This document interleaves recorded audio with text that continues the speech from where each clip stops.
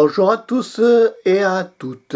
Une petite vidéo aujourd'hui où je vais te parler de ces cartes mémoire, les cartes SD SDXC. Donc j'avais déjà fait une vidéo où je t'avais parlé des cartes SDXC et de Linux. Alors tu vas me dire ça fait doublon. Non, non, non, pas du tout, parce qu'il y a une nouveauté que je viens de découvrir hier.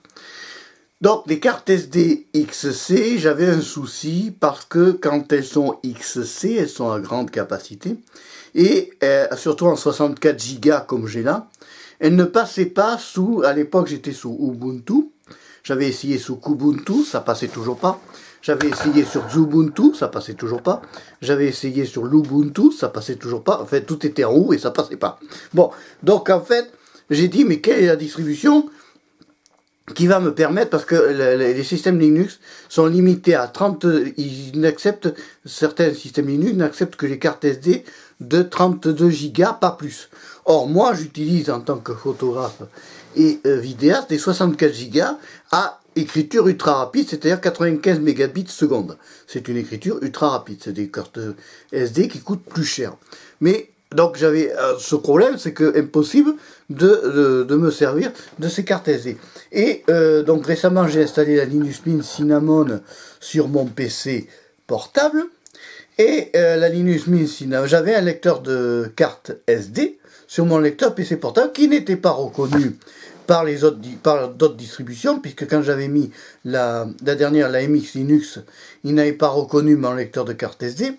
Et là, au miracle, la Linux Mint Cinnamon me reconnaît le lecteur SD de mon PC portable. Ce qui m'arrange bien, parce que quand on travaille avec ce type de carte SD, il vaut mieux utiliser le lecteur de carte SD, le transfert est plus rapide qu'avec un lecteur normal. Donc en fait, j'ai installé sur mon PC portable la Linux Mint Cinnamon. Et là, oh miracle formidable, la Linux Mint Cinnamon, donc l'édition Cinnamon de Linux Mint, lit les cartes mémoire de plus de SDXC de plus de 64, de plus de 32 Go. Formidable. Formidable parce que c'est vrai que c'était quand même un gros handicap quand on a des cartes SD de ne pas pouvoir, c'est quand même malheureux que de nos jours, certains fabricants de systèmes d'exploitation, certains créateurs d'OS sous Linux n'aient pas pensé que les photographes utilisent des cartes mémoire de grande capacité. Limitées, par exemple, Ubuntu, comme tu vois qu'Ubuntu limite à 32 Go une carte mémoire SD pour que le système d'exploitation puisse se traiter, c'est complètement infantile et ridicule. Parce qu'actuellement, on a de plus en plus de cartes mémoire qui ont évolué, les cartes SD ont évolué, et on a de plus en plus de cartes mémoire qui ont pris de la capacité et aussi de la vitesse en écriture.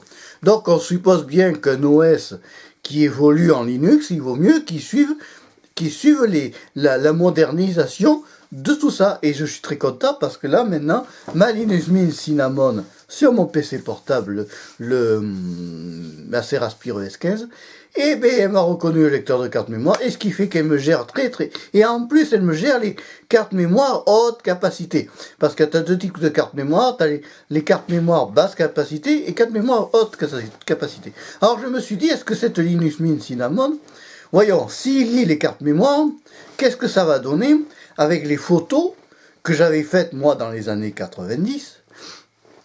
Il y a longtemps que je fais de la photo, hein, et je me suis dit, est-ce que ces vieilles photos numériques prises à l'époque avec un Kodak, c'était les débuts, hein, j'avais pris un petit APN Kodak à l'époque, qui est parti à la poubelle après parce que je l'ai cramé, je l'ai usé, ça pareil. J'ai tellement fait de photos avec que je l'ai usé comme les ordinateurs, je les ai usés. Bon, et alors j'ai dit, mais voyons, les photos des années JPEG, des années 90-2000, à peu près 2000, voilà, les débuts, donc c'était les débuts, est-ce qu'elles vont être lues par la Cinnamon? Eh ben oui. Elles ont été lues, nickel. Nickel, je peux lire mes vieilles photos, ce qui fait que j'ai retrouvé des vieilles archives que j'avais complètement oubliées. Ça fait drôle du reste de retrouver certaines vieilles photos parce que ça te rappelle des trucs que tu te rappelles pas, quoi. Il y a des choses que je me rappelais pas et que j'ai dit, tiens, oh mon Dieu, j'ai eu ça.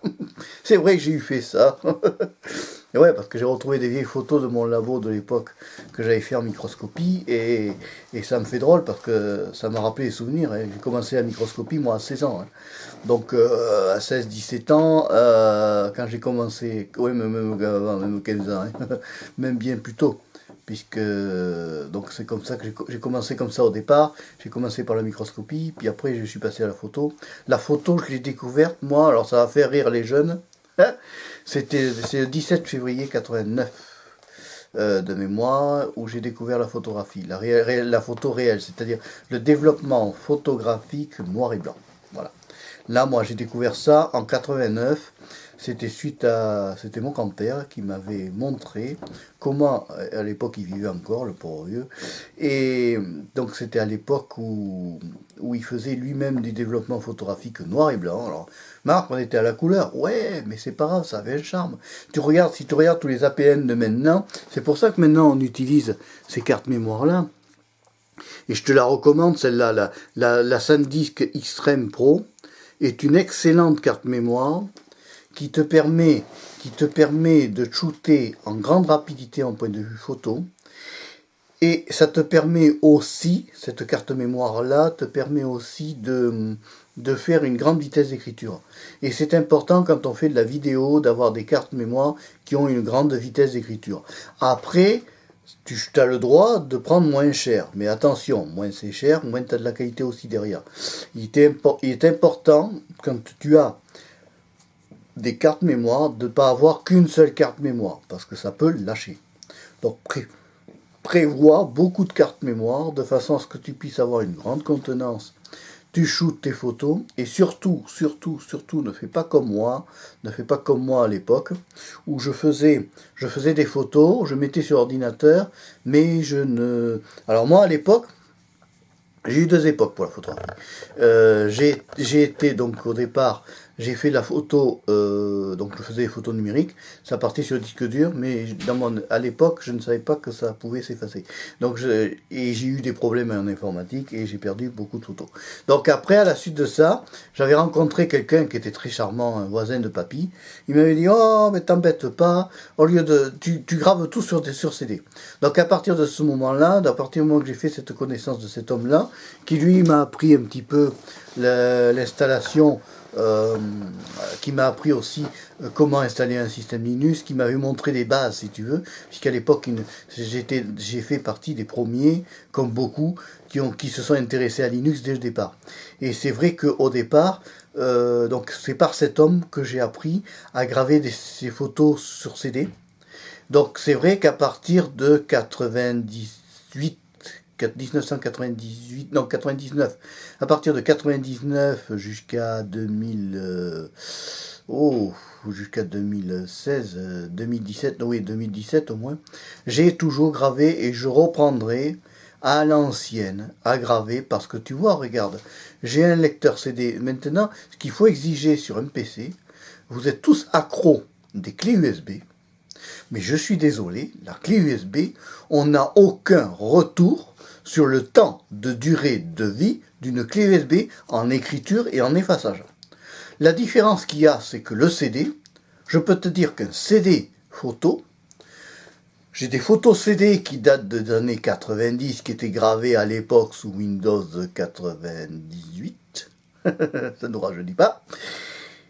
Je l'ai branché sur mon PC Linux Mint Cinnamon, j'ai pu lire toutes mes photos, rien n'a bougé, les photos ne sont pas désaltérées.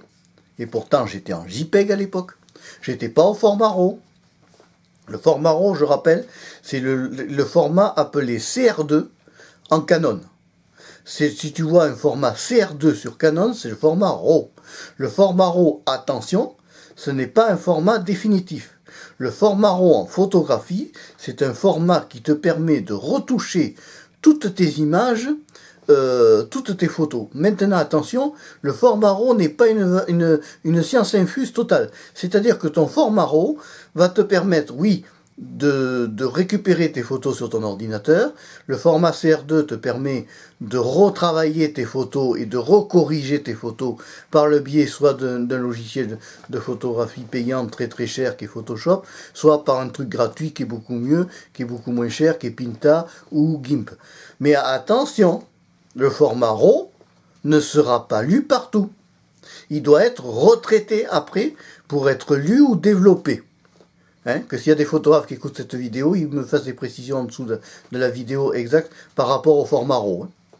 Poliment et correctement, parce que certains ont oublié la politesse. Bon, donc tu vois, c'est l'inconvénient du... Par contre, l'avantage, alors tu peux avoir aussi l'option en photographie de prendre le RAW plus JPG. Alors, RAW plus JPG, c'est un format qui te permet d'enregistrer une photo en RAW et une photo en JPG. Ça a quelques avantages parce que tu es sûr d'avoir deux photos dans deux formats différents et de pouvoir les lire. Voilà. Donc, moi, écoute, je suis content. Ma Linux Mint Cinnamon sur mon PC portable me lit les cartes SD haute capacité et c'est important pour moi parce que je me sers énormément de périphériques sous carte SD. La preuve, je suis en train de tourner avec ma petite caméra que tu avais déjà vue, qui était de marque Panasonic. J'ai déjà fait la vidéo d'upload de déballage. Donc tu l'as déjà vu sur ma chaîne Marc Péchéo 3, tu iras fouiller, tu chercheras. Vidéo de déballage caméra Panasonic. Elle me suffit largement. Bon, j'avais pris en complément mon Canon, mon Nikon Semi-300D. Pourquoi? Parce que je voulais avoir une bonne caméra avec un bon son. C'est très important ça. Maintenant, bon, après, les deux font du bon travail. Il y en a une dont il y a un format, la Nikon, qui est plus pratique et plus compatible. Le Nikon Semi-300D est plus compatible avec Linux que le Canon EOS 700D. Parce que j'ai l'impression que les pilotes propriétaires Nikon sont plus compatibles avec le Nikon Semi-300D. Chez Nikon, ils sont plus libres que chez Canon. Voilà. Par contre, j'avoue qu'au point de vue, je ferai une vidéo pour te parler, faire un comparatif des deux appareils photo. On va, c'est à faire ça. Tu vois, rappelle-le-moi si j'oublie. Dans les commentaires, tu me le rappelles si j'oublie, si je l'ai pas fait encore. Bon, mais par contre, c'est vrai que l'avantage des appareils photo maintenant, c'est que tu as plusieurs formats et c'est très intéressant d'utiliser des cartes SD haute capacité et non basse capacité. D'abord, capacité de stockage plus élevée, capacité de shooting en accéléré beaucoup plus rapide parce que le traitement va être beaucoup plus vite fait. Une carte à 95 mégabits seconde est plus rapide, par exemple, qu'une carte à 30 mégabits seconde. Ça veut dire que quand tu vas faire des shoots rapides avec ton appareil photo, ça sera beaucoup plus intéressant. Ça fera le sujet d'autres vidéos où on en parlera au point de vue photographie. Je vais continuer cette série qui a intéressé quand même pas mal de gens. Allez, si tu as aimé la vidéo sur la carte mémoire d'appareil photo, tu continues à mettre ton petit pouce levé, celui qui soutienne la chaîne. Tu continues à parler poliment et correctement dans les commentaires parce que je le maintiens. Quand on est en public, on parle poliment et correctement. Je te dis au revoir, à bientôt et merci d'avoir suivi la vidéo jusqu'au bout. Bye bye.